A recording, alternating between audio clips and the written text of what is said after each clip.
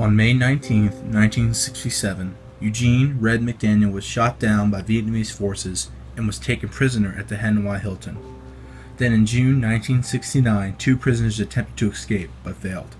This is Red McDaniel's story.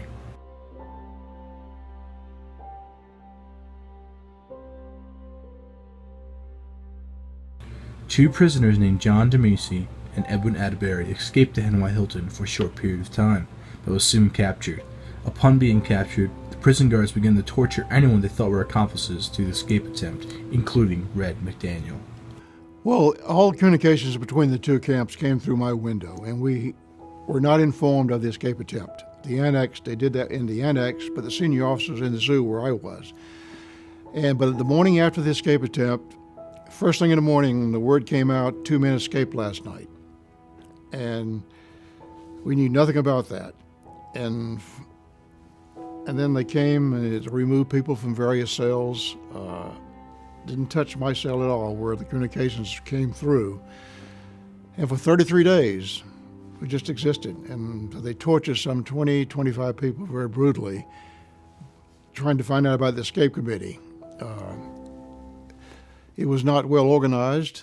It was not condoned by the senior officer in the camp because we didn't know about it. But if it had, it would come through my camp. And some 20, 25 men were tortured very brutally over the next month, because it was 33 days before they came to get me.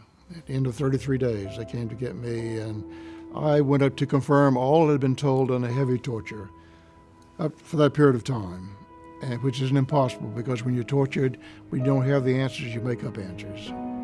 And I was trying to confirm something that was impossible, so I was in an impossible situation. Knew nothing about the escape attempt, and so that began my odyssey. For the prison guards, torture was the way they got information. Well, they began to ask me who this escape committee was, trying to get me to finger the senior officer of the camp, people who had talked about escape in other rooms, and I wasn't able to do that. So they stripped me down, spread eagle on the floor, and started out with a fan belt, about 3.5 feet in length.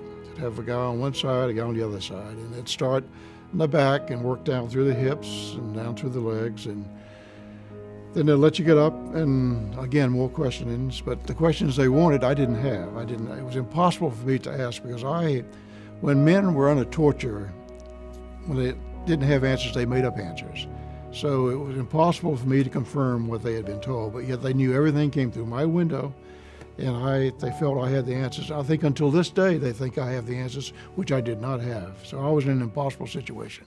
Kneeling on pitted concrete, 12, 14 hours per day, arms tied over your head, beaten with a fan belt, half rations, no sleep, 7 days, 7 nights without sleep. You begin to hallucinate. I remember hearing Bing Crosby singing White Christmas in that prison cell, and the September song. It was just living, in my hallucinations. And with all the torture they've done, something finally broke. Well, they broke the arm in the back when they put your elbows together, and they go together in the back, and they go up. And it was in there, and he didn't have the position that he wanted, and he used his foot to cinch them together, and in that cracked my elbow. It was broken, and I still can't straighten it, but the bone was protruding through the skin, but that didn't stop them. They would try to push it back in, just physically, but they continued the torture for it went a total of 14 days, and the arm was broken about the 3rd or 4th day, I believe, in the end of the torture. And I just tried to make a sling from the clothes I had, and I put my arm in it, and it was not the right length, but it was the best that I had. But that they continued for a total of 14 days, and it was really how they would beat you daily with a fan belt, stop the beating, and put lemon on your butt where they had broken the skin so it wouldn't get infected, and then start again. And on one occasion, they even stopped and gave me medication, gave me 3 different type medications for the 39 wounds I had. And for the leg irons, my right leg was grossly swollen from the infection from the leg irons. And they would give you medication, and bring you back for more torture, almost just giving you medication to keep you alive to do that. Sometimes Red almost got to the breaking point. Well, you come very close, but you're always able to skirt it by focusing on another area. And finally, it got so bad that I couldn't take it anymore. I needed a little relief, so I told them I was the escape committee. And they said, "How are you going to escape?" And I said, "Going right through the door." And with that, they went up and put a 2x4 on my cell, which became known as McDaniel's escape bar. They reinforced all the cells. And they said, "Well, what are you going to take with you?" And I told them what I was going to take. I had some iodine and some rice and things. And they said, "Where's it hidden?" I said, "In the bath." And they went to the bath and tore the bath apart, looking for what I told them that I had there, which I did not have. I just did that to get a little respite from torture. And of course, an hour later they come back. But surprisingly, when they came back, they didn't go through the initial ropes again or the whipping. They began to try to take another approach. Red even accepted death, and he was ready to go. I came very close. I was weighing probably 115 pounds, and I felt that I had nothing else left to give. And I made a total surrender. I said, "Lord, it's all yours to do whatever you want. I have nothing else left to give." But I learned a lesson. I learned that courage is not the absence of fear. Courage is simply the presence of faith. John Dermisi wanted to escape again, even after all that Red went through because of his failed attempt. What happened when he wanted to take another shot to freedom? I have respect for John Dermisi, a real firebrand, tough guy. But I would love to see him be successful. But from my vantage point, it was almost impossible to escape. Even when he wanted him to escape, it was an impossibility. 110 miles from Hanoi to Haiphong, the closest coastline, through miles and miles of jungle. It's almost impossible without outside help. In fact, it is impossible to get there without outside help. And in the light of that, it's just a futile attempt. And if you're going to escape and take a lot of knowledge with you on the people that are there, it's great. But you've got to have a chance of being successful. And for Hanoi, it was almost impossible because one night, a snake crawled in our room. Snake about 3 feet in length, and we took our tire sandals, we call them Ho Chi Minh sandals, and we used to brag we could get 30,000 miles per pair. Take those sandals and kill the snake. And the next morning we went out to dump our toilet bowls.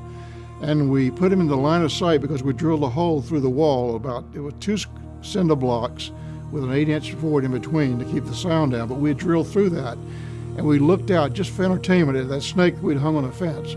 And within 3 hours, the snake was devoured by insects. Nothing but a skeleton.